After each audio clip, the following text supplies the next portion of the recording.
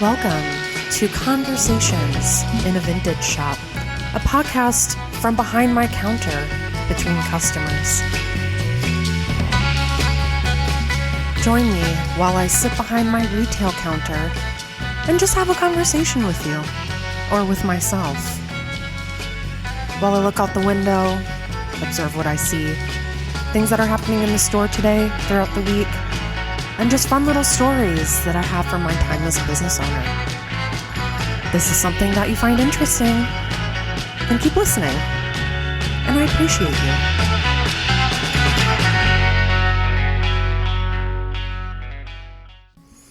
Hey everyone, welcome to the second episode of Conversations in a Vintage Shop. My name is Courtney, and I own Carmine Hayworth Vintage in Downtown Fargo. And this is just a podcast where it's almost like a stream of consciousness. I sit behind my retail counter and tell stories that I've often told to customers, people coming in who just want to talk and hang out. And today, it is October 15th, a Thursday, when I'm recording this. And I thought it'd be fun and in the Halloween spirit to recount my paranormal experiences here in the historic DeLendrecie building in downtown Fargo, North Dakota. And when I say paranormal, I mean things that are out of the normal realm of things that happen day to day. So take that as what you will. These are just my experiences.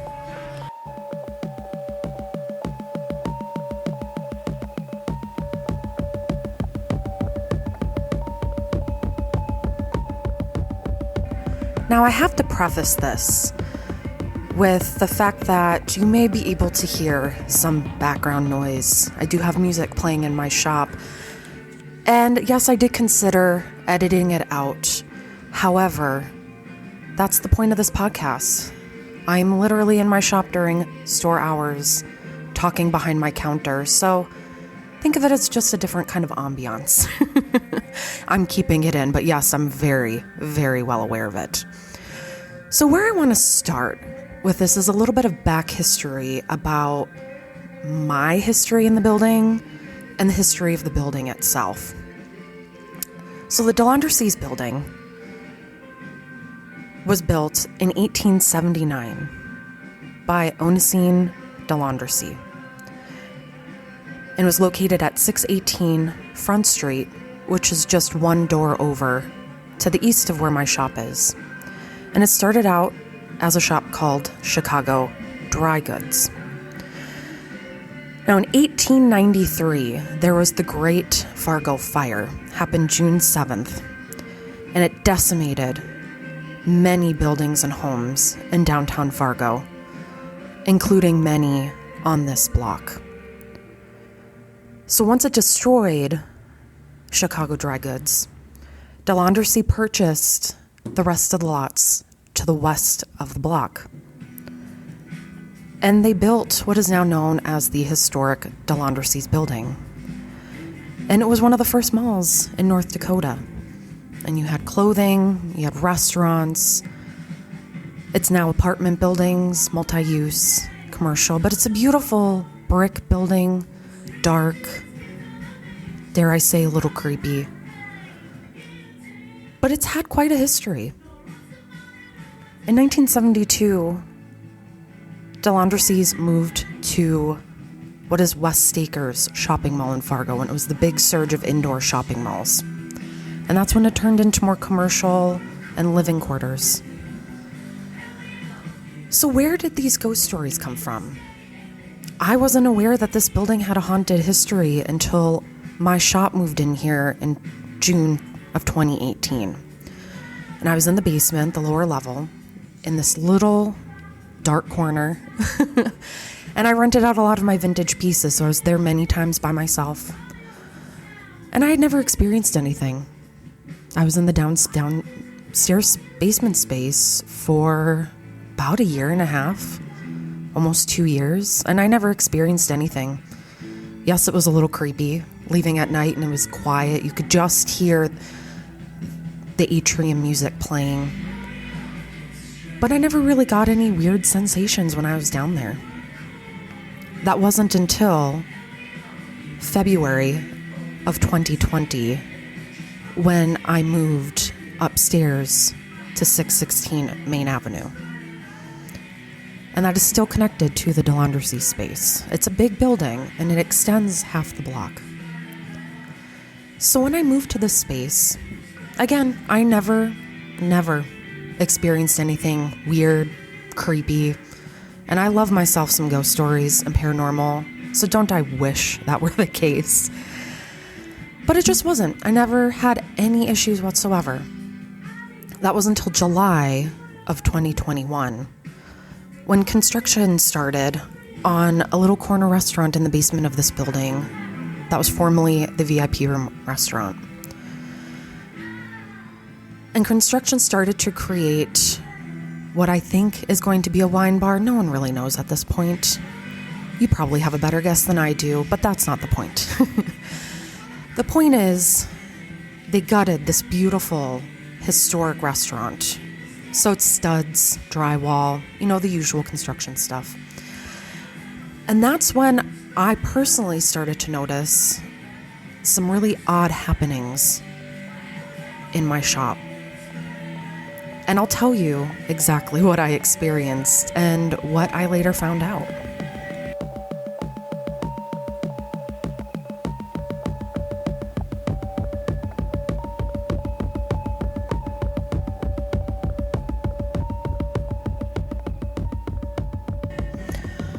So this all started a few months ago, just as simply as me being in my shop by myself, doing my business, typing on the computer, normal things that business owners do during the day. So to give you an idea, if you've never been in my shop, the layout of my shop, it's very simple. There's a front door, there's a big open space, my counter, and then I have two half walls in the back of my shop. One side is where I keep all of my vintage clothing rentals, and the other side is my office. And my office is mainly just filled with more clothes. A desk, my internet box, and that's it. And then I do have a back door that goes into a tiny lobby area where there are two other businesses. So it's fairly quiet. At least it used to be. And again, it would just be simple things. Sitting up front of my counter, and I hear the door shutting back. And at the time, I remember thinking, well, maybe my landlord is coming in through the back to come talk to me. That has happened before. Because my door in back locks automatically, so no one can come in or out unless they have a key or I open it for them. So I went back, fully expecting to see maybe maintenance or my landlord, and there was no one there. Again, my rational mind just chalked it up to, okay, I was hearing things. That's been known to happen. I'll write it off. It's fine. But this would happen every week. I would hear similar noises to a door opening and closing, or even things like papers rustling in the back corner of my office. And it started getting to the point where it would make my heart start to race.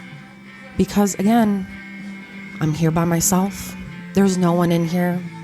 There's no one in the offices, in the back on the other side of my door.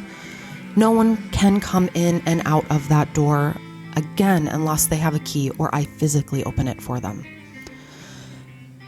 After a few times of this happening is when I kind of started to think, well, this isn't normal, but what can you do? You just live with it. You keep going day to day. In the past month is when others started to hear it. And I was completely validated in my feelings and what I had been hearing. And it started when two of the tenants in the building, who I've come to know during my time here with my shop, And they come in and visit every once in a while. They lock up the building at night. They're very well acquainted with the building and things that happen in it. And they were in one night, right before close, very quiet night. And all three of us heard papers rustling in back. And they had asked me, "Oh, is anyone here?" Sometimes I have my partner Charles here. And I said, "No, it's just me." But I have been hearing things like that, and it's becoming commonplace to where I don't really react to it much anymore. And I joked and said, "Well, maybe this place is haunted." And they said, "Yes, we do believe it is haunted. A lot of people feel that way. We've all experienced things in this building." So that led me to think, okay, well, maybe there's something about this. Maybe there's something I need to investigate. Put my ghost hunter hat on, I suppose. But again, after that conversation, I just kind of let that melt into the back of my head. Didn't really give it much thought.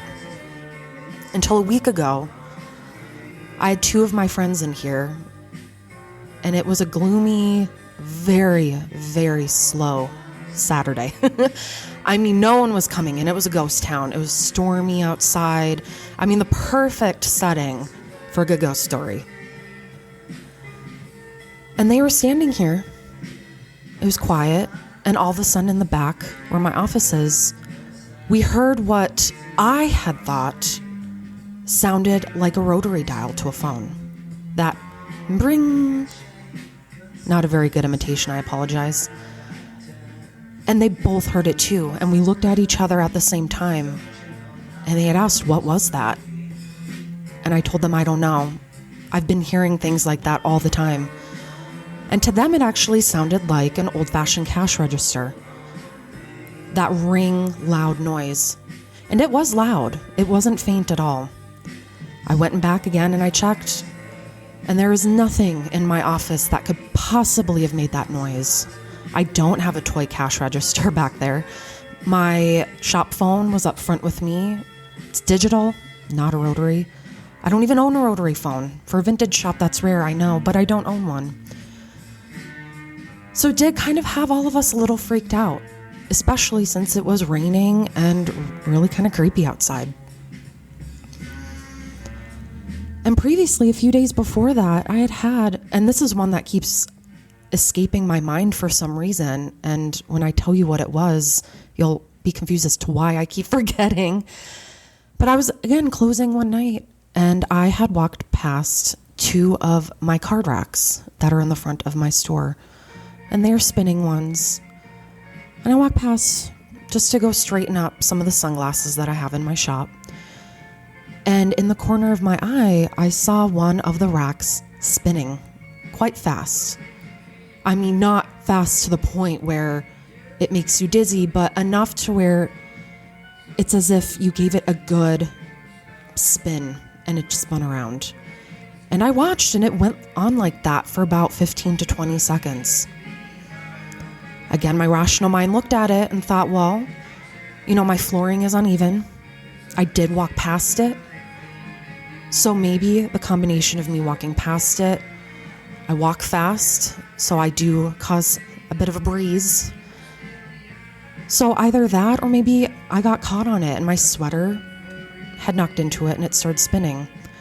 So of course, I went over to it. I walked fast by it more times than a human should, a little obsessive about it. I would try to get my sweater caught on the card rack. I would stomp on the floor, again, repeatedly walk back and forth, and the card rack did not move. It did not move once, no matter what I did. And since then, I haven't been able to replicate it, and it hasn't happened again. So when all this is said and done, I do feel like there is something here. What it is, I don't know. And I took it upon myself to give into my curiosity and look into the paranormal history of this building and really do a deep dive into the actual history of the building itself. And what I found was quite interesting. A mix of tales from tenants and former business owners here of experiences they had, but then also some of the dark history that has happened on this block as well.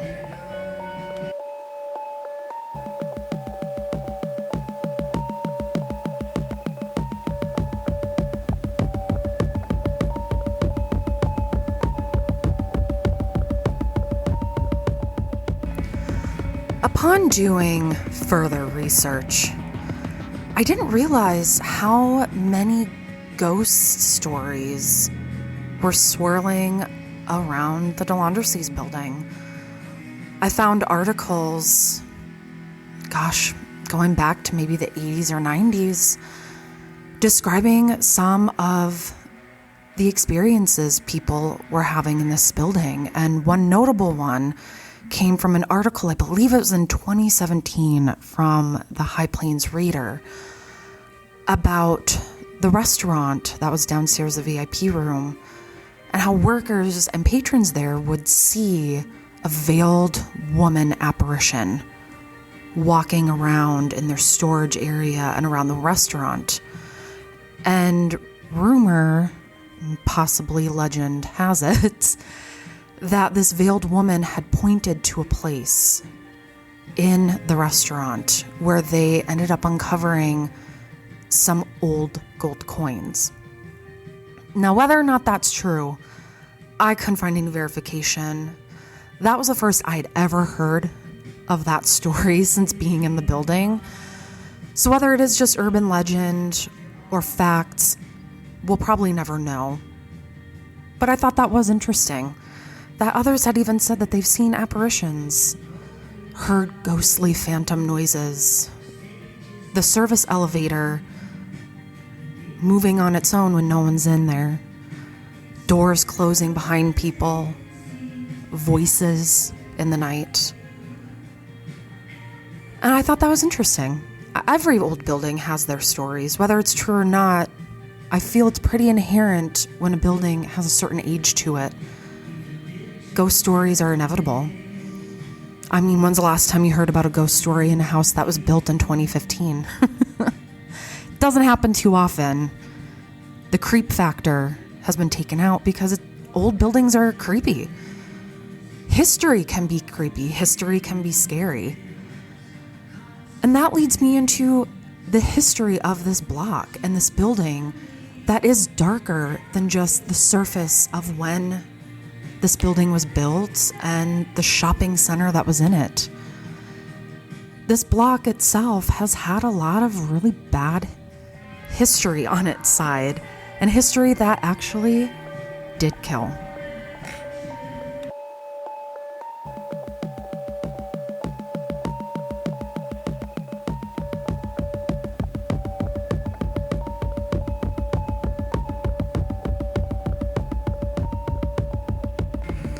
I had mentioned earlier about the Great Fargo Fire of 1893, and how fire devastated not only downtown Fargo and businesses, but many homes as well. And this entire block, including the first building that DeLendrecie's built, Chicago Dry Goods, had all burned down and they had to rebuild. But that wasn't the only fire and devastation that has happened on this block. In 1951, the Earl Hotel, located just west of the DeLendrecie's building, one block over, just right across the street, burned. Reading an article from the Fargo Forum called As I Recall, 1951 hotel blaze sent shivers up the spine. An 11-year-old, or a man who was 11 at the time of this fire, had recounted just how horrifying it was, and how about 200 guests had to flee the hotel that night that had caught on fire. Now, a little history on the Earl Hotel. At the time it was built, and it looks like around 1899. I'm looking up my research here. It was referred to as the finest hotel between the Twin Cities and the Pacific Coast. It is said to have been elegant, a curved entrance, a balcony that circled the second story above the entrance. And Theodore Roosevelt himself spoke from that balcony on his visit to Fargo in 1910 to dedicate the Carnegie Library at the Fargo College south of what we know as Island Park. 3 people ended up dying in that fire. A Mrs. J.H. Hank Sampson, age 85, who was the wife of a well-known wrestling matchmaker in Fargo. W.S. Hooper, who was a former Fargo postmaster. And Catherine Morton, who was a retired teacher. And her body wasn't found until 11 days later. Now, in the Great Fargo Fire, I couldn't find any documented deaths, but it is documented that 3 people did die in the Earl Hotel fire. So could one of those women be the ghostly apparition that people are seeing in the DeLendrecie building? At the site of what that hotel was, it's now office spaces, nowhere near its former glory. So is this apparition coming to the DeLendrecie building because it has some semblance of that old glamour of the hotel? It's tall, multi-story atrium, dark wood, winding staircases. I don't know. Nobody really knows.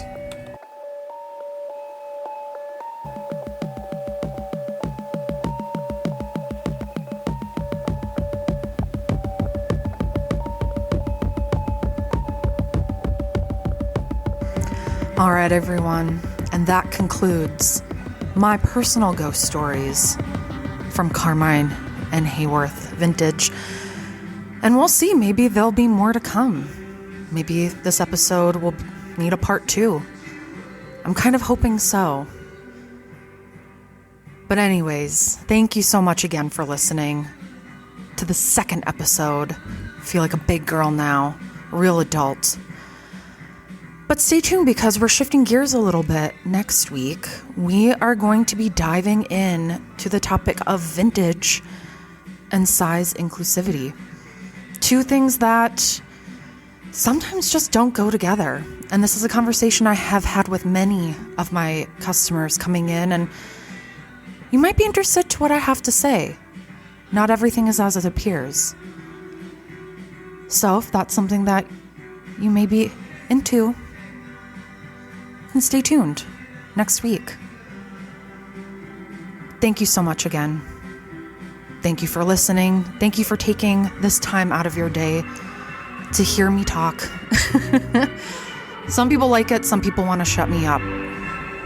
But I'm glad you're here. And I hope to see you again next week. Have a great week, you guys.